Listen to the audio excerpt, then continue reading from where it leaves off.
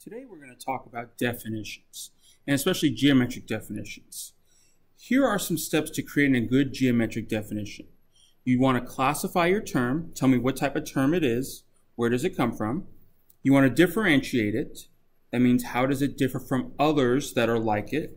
And then you want to always test your sentence, your definition, by seeing if there's something else that fits it. We call that a counterexample.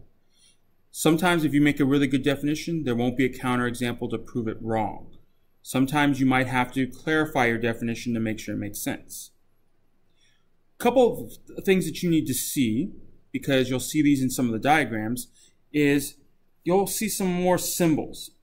Same number of arrow marks means lines are parallel. So if you look at the figure on the left, you'll see two lines. There's arrow marks.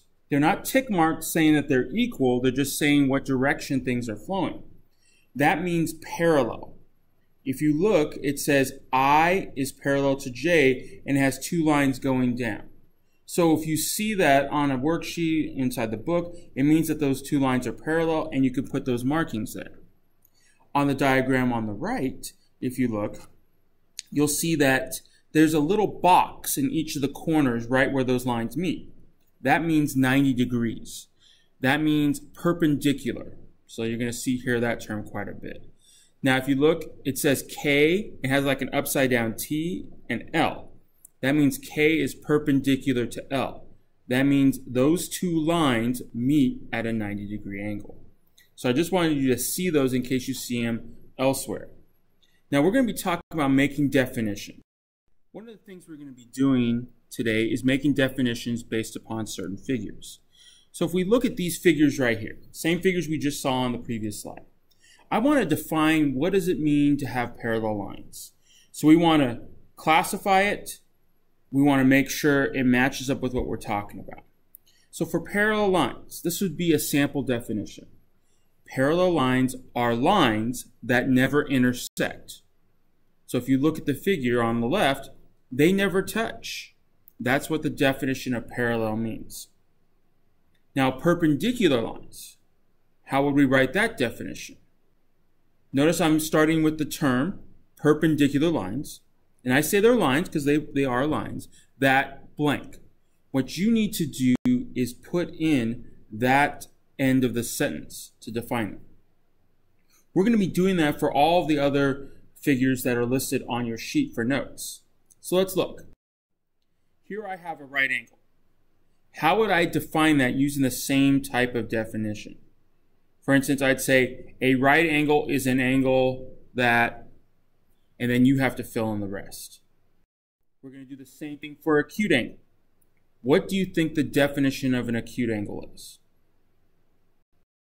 Obtuse angles. Notice the difference between obtuse and the ones that are not obtuse. A lot of times it's good to see both sides so that way you can come up with a good definition. Complementary angles. No, these are not angles that give complements to each other, but they have certain characteristics. So if you look, you see angle 1 and angle 2 are 90 degrees, or equal 90 degrees if you add them together. You have 3 and 4, and they say those are complementary angles. And look at the difference between the others. Write the sentence that describes what complementary angles are. Let's do the same thing with supplementary angles. Notice the difference here. What do they add up to? How would you describe them? We also have vertical angles.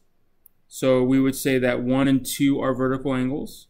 Angles 3 and 4 are vertical angles.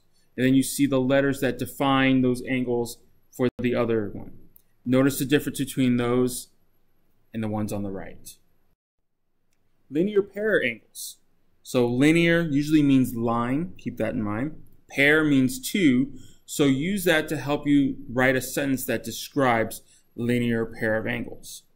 One of the things that you're going to be doing with these definitions is that you're going to be given figures and you have to tell me what type of figure is it? What does it match up with?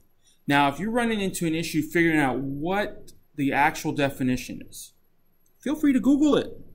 Use your Chromebook, use your phone, Google what the definition is, and write that in your notebook.